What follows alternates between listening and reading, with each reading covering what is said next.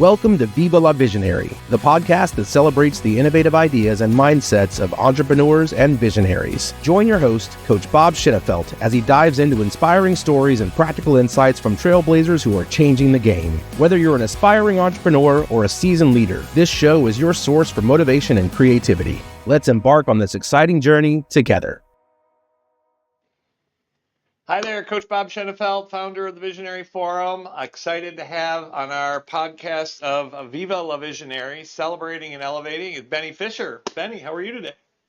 Doing good, Bob. Awesome, cool. Well, excited to have you on board. As many people know, you were the opening keynote at the EOS conference last year, and you created quite a stir, as we visionaries do. So I'm excited to have you on and learn a few things. So what is it? What is your business? I know you're in roofing, but tell me what's your main business right now? Well, that's the one that pays most of the bills. So I'm just not there a lot. So I've, Right. delegated and elevated, as you will. I don't know if it's always elevation. I've definitely delegated, though. I can tell you that. And that's a roofing business in Pittsburgh. We do roofing, siding, gutters, residential houses, and nothing fancy, but we put a cool spin on it. We call it the Big Fish Contracting Company. It's got a cute little cartoon yellow fish. Right. We started it in 2015, and I'm going into my 10th year right now, so that's fun. But I also am doing, like you said, speaking, and I also have my own podcast, and I coach some guys, and always looking to see what's going to be on the horizon next. Right. Well, I think that's a great question. I was going to ask, so it's kind of a twofold question. What's our role as a visionary, and does it have to only be in one business? So what do you think? What are our roles as a visionary, in your opinion, your experience? I think it's to, really support and kind of champion like the energy. Now, I will say that the humans inside of a business, depending on, whether you have 10 employees or 100 employees, I'm sure that could get altered based on, you can just get outnumbered, right? At the end of the day. And it doesn't matter how much energy that you have or what kind of energy that is if the other people have a different kind of energy, that energy can clash sometimes. And so, I think it's your responsibility to be there when they need help. Don't try to overstep, give guidance, give direction, be like a mentor or coach, if they want it. Right. I've learned that sometimes they don't always want it, and you kind of have to let go, and you really have to kind of leave it up to whoever's in charge, whether you have a CEO, a COO, an integrator, somebody that's actually going to run the business, be responsible for the P&L, be responsible for the culture. At the end of the day, I think a lot of it has to do with just letting go. And, it's hard once the business gets past, 3, 4, 5 years old, I believe, for a lot of visionaries. I know I'm in that spot. Right. Where it's like, how much more vision can I give a roofing company? I want to give them more, and I want to try to keep creating new things. But at the end of the day, we sell roofs, we build roofs, we collect checks, Right. we do it again. Right. And there's only so many cool things that you can do. And so, yeah, sometimes I feel lost at that part of it. But then I also get excited about new adventures and things like that, Well, I think that's a great point, is a lot of visionaries feel, okay, well, I need to keep reinventing, because we're just going to keep reinventing. I think that's who we are as visionaries. And so if it is, I used to be in distribution, and I can only reinvent so much. So my thing was, well, I have to sell my business. And I've realized I didn't have to sell it, and visionaries don't have to if they're still available for their team, but we can go do other passions. And so I think you've already done that. And a lot of visionaries have a hard time letting go of the vine. I don't think that's you at all. I think you're very trusting and you love letting go of the vine. Yeah. Yeah. Once I've kind of learned that, and I would say it wasn't really optional for me. I think, I got lucky, unlucky, however you want to say it, with letting go of the vine. When my brother got killed in 2021, right after I'd went through the EOS implementation process, had my leadership team, had my integrator, had my marketing manager, sales, like everything was like kind of good. And I was in the business, man. Like I was like, I was doing the thing, right? I was playing, awesome CEO, visionary leader. Never thought in a million years that I'd ever let go.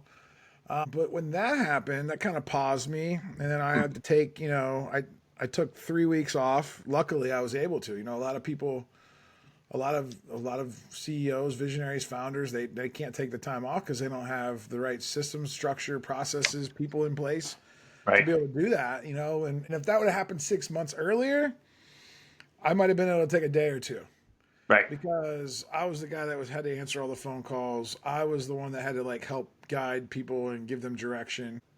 And so I was and when I came back from that 3 weeks of being off, I realized that like, I don't know, nobody called me. No employees called me. No customers called me. And when I attended my first L10 meeting on the other side of that, I don't know, the numbers look decent. Like it's like nothing like it's not like Right. nothing bad happened. And so then I was like, well, do they even really need me? Right. And then somebody told me I should start a podcast, because I was looking for other things to kind of do, but I didn't want to go start another business because I thought that might be a little bit too much, right? To go start Right. another business, and because I need to be close. You don't know, like when you're in that transition period, you don't know if you're going to needed there 60 hours a week or 10 hours a week, or it could be ebb and flow. Maybe one month they need you more, and the next month they don't. Right. So you kind of have to do something to fill some of that buffer time. And so I just realized like I need something to do. So I started a podcast, and that gave me like a little hobby, something to do. And then next thing you know, somebody asked me to go speak at a conference, and I started doing workshops. And then I fell in love with some of that stuff. And I love hanging out with entrepreneurs, and I love going on retreats, and I have more time for that type of stuff. So I got kind of forced into it, luckily, or unluckily, however you want to say it. Right. But I can imagine it's got to be hard to volunteer yourself to let go. It is, and it's kind of like, it's the don't wait for the heart attack, don't wait for the divorce papers, to know thyself and work on ourselves and realize what matters most. And so like for me to let go of the vine here, I've been coaching people to let go of the vine, especially visionaries. And then I realized a few years ago, I'm like, well, how I let go of the vine, I was going through divorce and I needed a 2-month sabbatical. And I told my team, and I was nervous. I said, I'm going to take a couple months off. And they're like, we got you, dude. You've been taking care of us for 8 years. It's time for us to take care of you.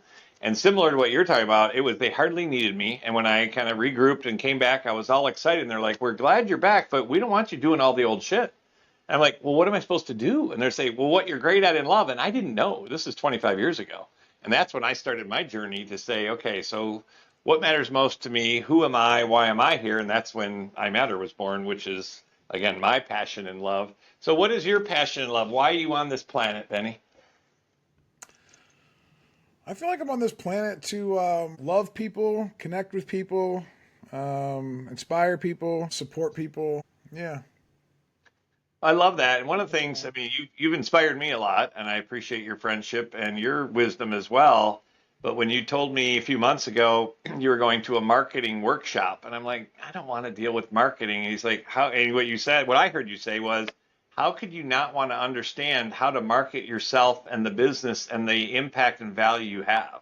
And that really, that helped me a lot. So I appreciate, because you definitely have a knack for marketing, and it's simple, in my opinion, it's kind of simple guerrilla marketing, which is fine for visionaries. And so I appreciate that, you've inspired me and others to say, hey, take a look at marketing and be involved. Not that we have to do the marketing, but let's understand what is it that we're trying to communicate and to understand it. I've delegated so much of that and spent hundreds of thousands of dollars on marketing companies that didn't do what I wanted.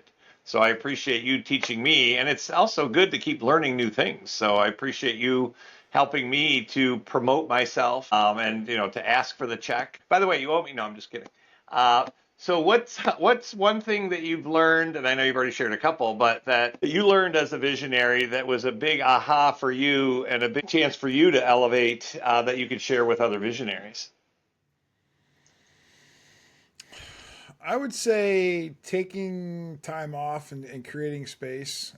I think you need that space to kind of let your mind rest. Because for most of us, we've been going, a mile a minute, working. Usually either because we're trying to prove somebody else wrong, or because we're trying to compete and keep up with the Joneses or our buddies, and we're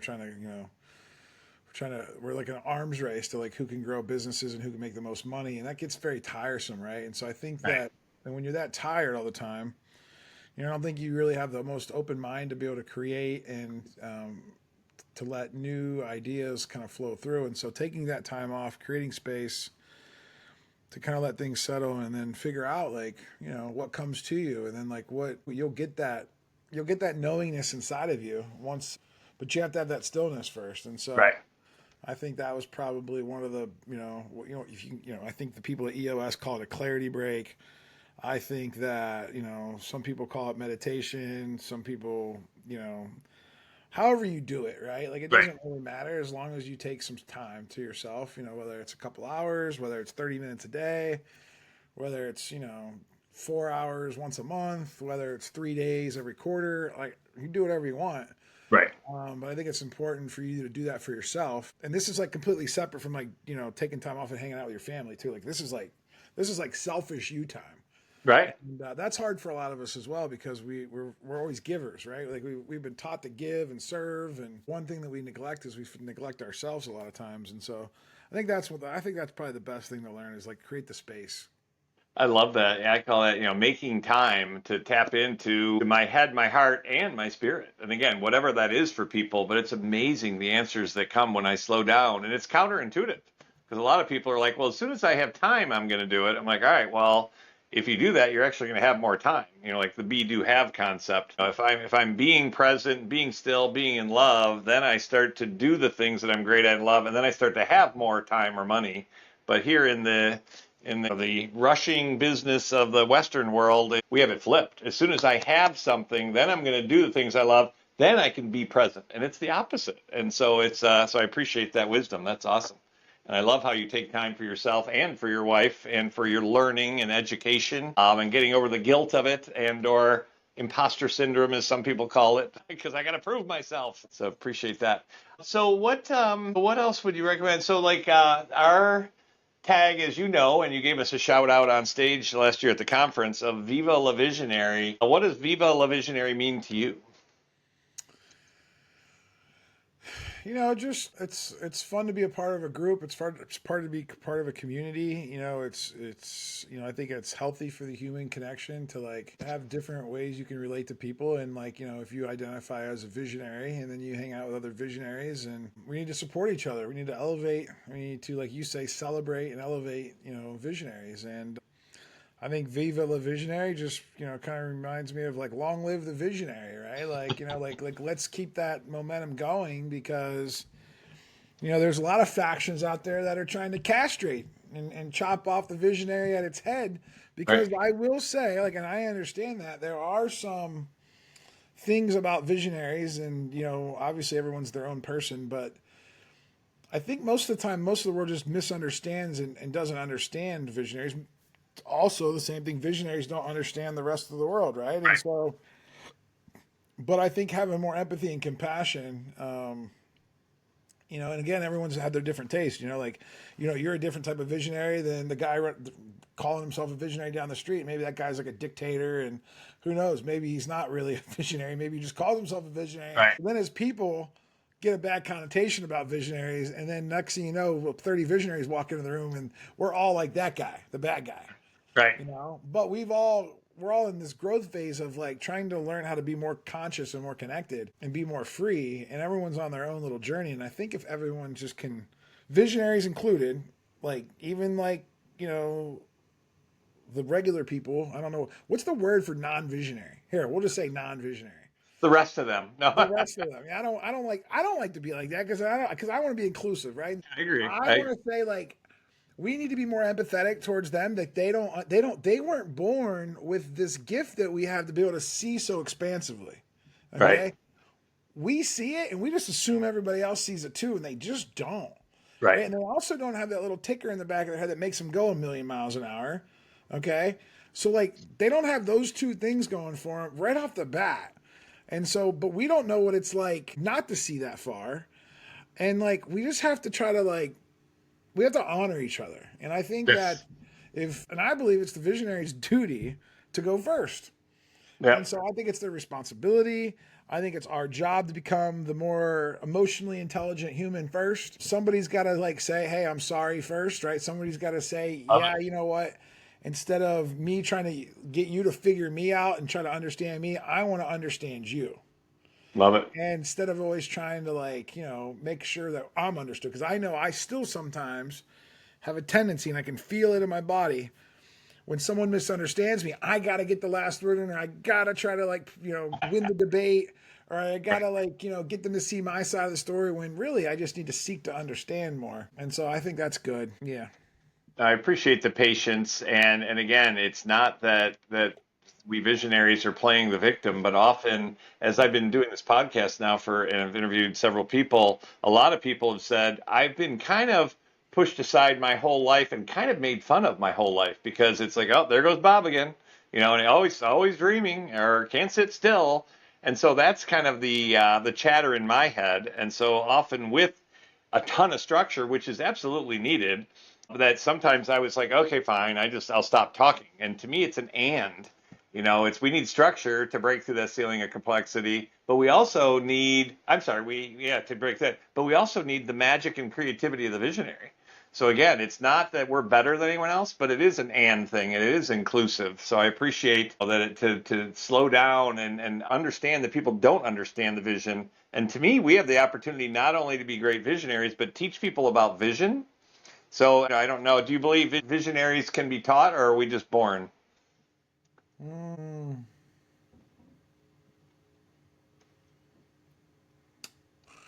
My first gut instinct when you say that question, and I'm trying to, then it's all this done before I answer, because I'm learning how to pause, right? Because Good for you. But That was a then test. I know, but here's the thing though. But then it's like, all right, now I'm like, all right, am I gonna be worried about what everybody else thinks if I answer this way, or if I answer this way? And That's the so chatter. yeah, that's the chatter. So I guess I'll give you this answer. I believe two things to be true. I believe that the visionary that is probably born, the one that you're thinking of. But I also believe that God created us all to be creators, and I believe that we all are our own visionaries. But most of the non-visionaries that it just doesn't come to organically and naturally, right? And so we're gonna say the non-visionaries or the others. Right. They have not been given the environment that they grew up in has just made it almost impossible for them to be creative and dream and be able to think about life in a different way. Their environment, the structure of the way, especially in America, with how we have to go get a job, Yep. how to keep a job, and the programming, right, that happens. And see, America does it, China does it. Hopefully they're two different ways they program people, but they still program, right? And us natural visionaries, I guess let's call it, the ones that we're gonna break through that no matter what. It doesn't matter how much publicity and programming that China or the American media put in our head. We're still gonna keep breaking out of that. Right. We just can't help it. Yep. Now the others, they conform, they have to follow rules because again they've been in that world. They can't fight it as hard. Naturally they can't fight it as hard. But if you didn't have all that weighing on them, and you told them that, hey, here's all the money that you ever need. Here is no one's gonna make fun of you if you go try another job. Right. No one's gonna make fun of you quit your job. No one's gonna tell you that you're a bad person. You're still gonna be successful. I think that you would see a revival and a revolt all at the same time in America, because there's people working in jobs that they can't stand, that they hate, Right. but they've just been there forever because it's got health insurance. It's got a 401k pension plan or something. Security, right. Yeah, and because we didn't give you this fancy little title, because we know you're going to get excited about it, because when you were 8 years old and your mom came home and she got the title, you were excited about it when they told you about it in school, and then you had to go to college, and then you had to go do this, and you're chasing those little titles that they give you. Right. And they're just words. You know that they're just words, right? Take all of that away. And if you were a 7-year-old little boy or girl, what would you want to be doing? I believe that God created us all to be creators. And so it's a crazy loaded question, because I just don't think that I can remove all of it. Me personally, so when they say teach somebody, I could, if you gave me unlimited resources and you told me I could create a bubble for them to be able to sit still long enough to be able to flap their wings, I think I eventually could teach them. Do I think it's ever possible? Probably not, ideally. And so we're back to the conundrum of, we just have to be the crazies to keep breaking through these and just keep fighting, because we keep fighting it. Elon Musk keeps fighting it. He can't help it, right? Like you watch this man, he can't help it. Donald Trump can't help it. Right. They just keep. I just watch them. They just keep doing. They just keep. They don't have no other reason to keep doing it other than they can't help it. We dust ourselves off and get back up and go do it again. So you answered that. I love your answer. And again, I don't think, and I don't love the labels as either. It's like I'm a visionary and you're not. But Yeah. that's just been a convenient one that we have. But what I think is our responsibility or our opportunity as visionaries, not just to be a great visionary, but to help people to have vision. They may not be visionaries. I love how you say that, that God created all of us as creators. That I totally agree with. But I think even just to be an example and build confidence and get rid of the guilt with our employees, our kids, the next generation to say, so what is vision? It's like even for your project at work, it's like, what's your vision for the project? I don't know. I just got to hit this rock. No, what's your vision? What does it look like, taste like, smell like, feel like? What is it going to be like at the end? And a lot of people are like, well, that's not what I do, or I'm not that person. Well, what if you were? So I find that with my kids, that's been a great experience that as I've asked them questions and then they have a bit of a vision, they go investigate it. It doesn't work out. That's okay. That's how we learn. So I think to overcome, Well, it's it's okay for failure. you. Here's the thing, though. Let me stop you because, like, Yeah. it's okay for you because that's how you've kind of came up through the world for the last 60 years, right? Like, and you keep doing things whether people make fun of you or not. Now, it bothers you when people make fun of you because I know bothers me when people Yep. make fun of me. Sure. We can't help it, so we just keep doing it, and we've already come to this conclusion that that's just life. Right.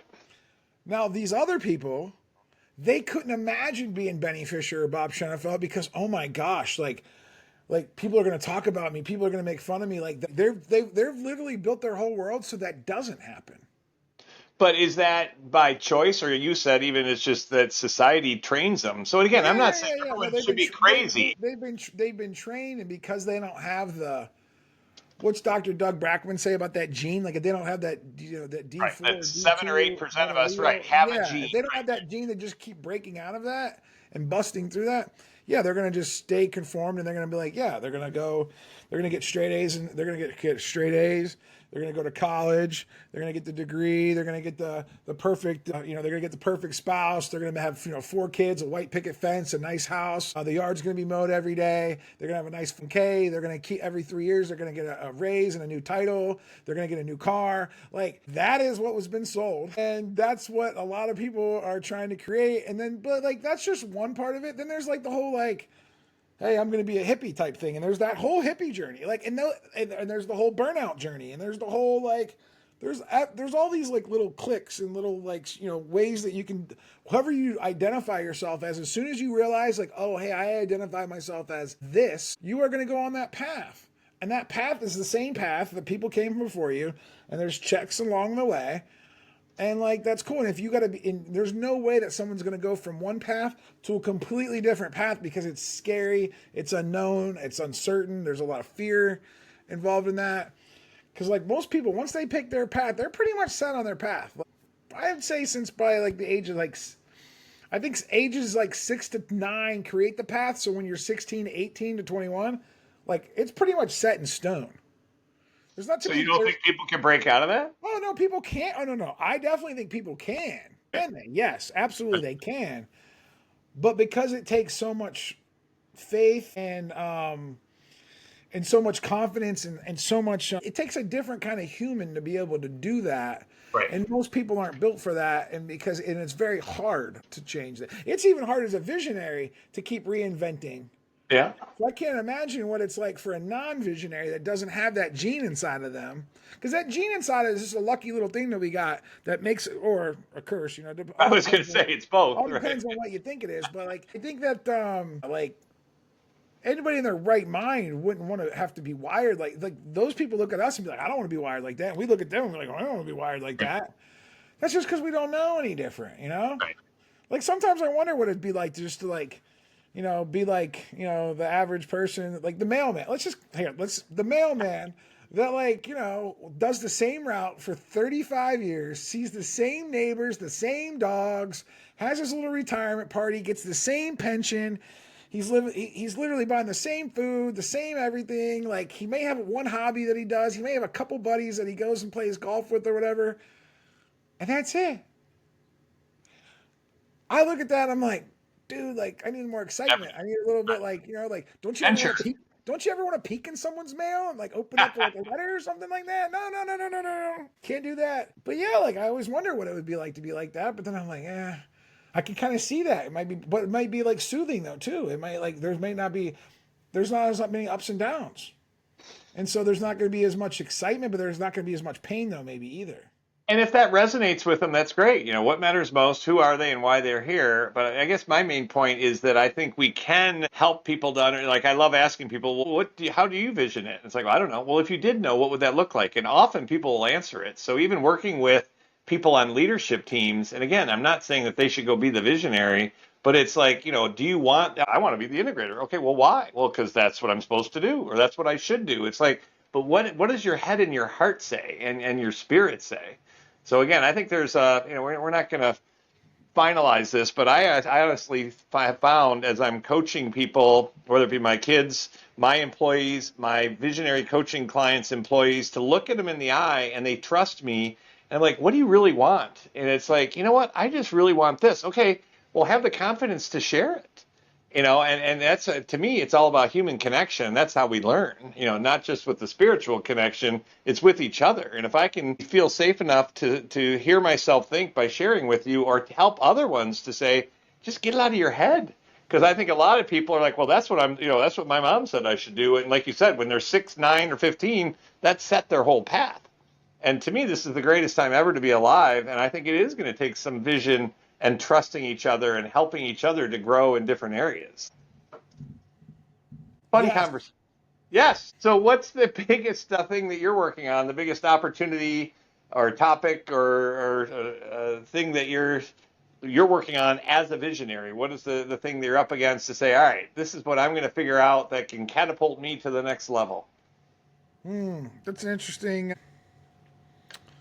Yeah, I think that I am trying to figure out like what I want to do next in life, how I want to show up, how I want to impact the world. Like, what is that? Like, how do I use all of my, as Dan Sullivan says, unique abilities to package something up to be able to give to the world, so then that way I can offer a ton of value. And what does that look like? And I go down the.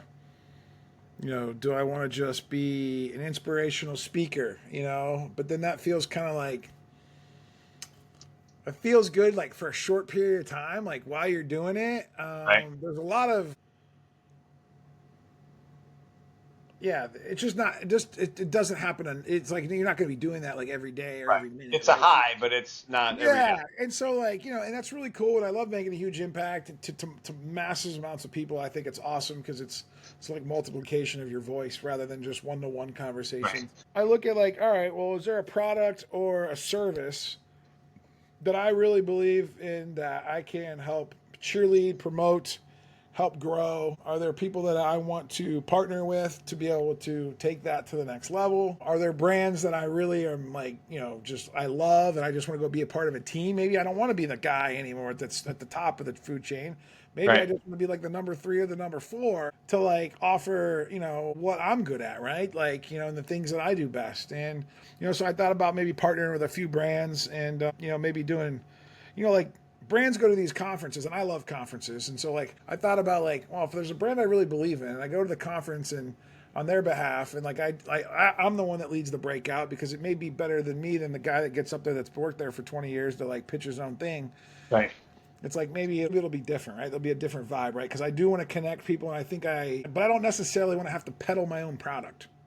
Yeah, totally get it. Because I did that, and I mean, I'm not saying it's not terrible, but I'd much rather peddle or promote somebody else's product that I deeply believe in and help someone else in that way using my skills. And so that's what I'm kind of like navigating. I thought about creating my own community. So that's still, in the works. We're thinking about calling it the Pond.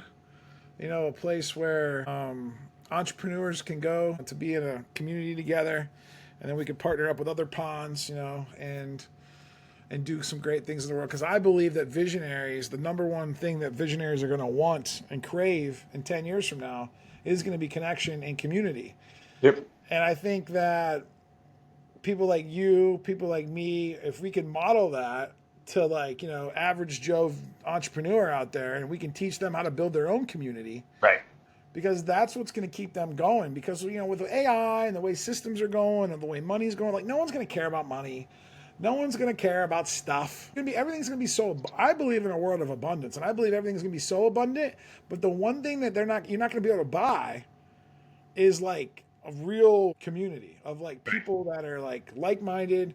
They'll stick up for you, they'll support you, they'll trust you, somebody to break bread with. And so I believe that the visionaries of the world are going to have to create those communities so that way their leadership team, their team members, their family members, their friends, their other visionary buddies and entrepreneurs has a place to go congregate with each other, in community and communion and connection. And so I really feel like that's kind of what I want to help champion. I don't know what widget I'm going to use to kind of get there, but I believe that's where I'm going. Oh, that's awesome. Well, you are an amazing connector. When I say the word influencer, I get a negative connotation just because I think there's a lot of fake influencers out there. But to me, you are an authentic influencer because, again, you investigate things and you promote things that you believe in, and people trust you and follow you. So I'm excited to see what path you go and however I can help it. And I find the same thing. A lot of visionaries go through a journey and it's, okay, I've got this business and I'm figuring myself out and what is my community, and be coached and mentored and work on myself, and then become a thought leader, then coach and mentor and create our own communities. It's not just one huge community. I think each of us, a visionary, we have our own. And again, I think we do overlap, which is amazing. And that to me is the next wave of evolution of humans, is humans connecting, and it's through community. And that's where then the love is and the support. And even going back to the revolutionary days, Ben Franklin with Junto, his group, they would meet every Friday for a grog of ale. And they're like, what can we do to help our country? What can we do to help the other entrepreneurs in our area? And it's like, how fucking cool is that?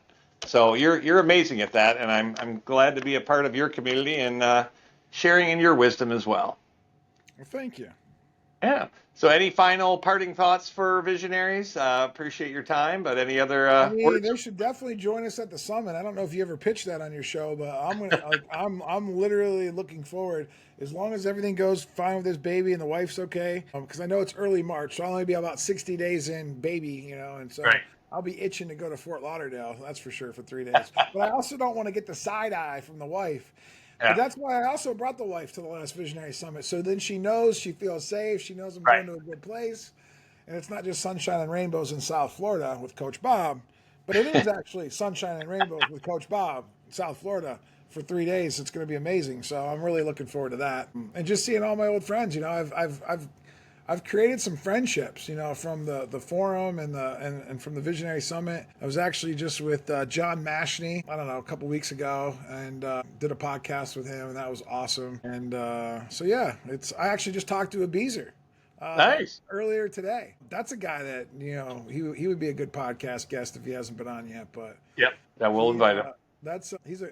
He's probably the most interesting person that I've met through the Coach Bob community. Interesting. Yeah, he's an interesting dude. I met him 20-some years ago through the EO community.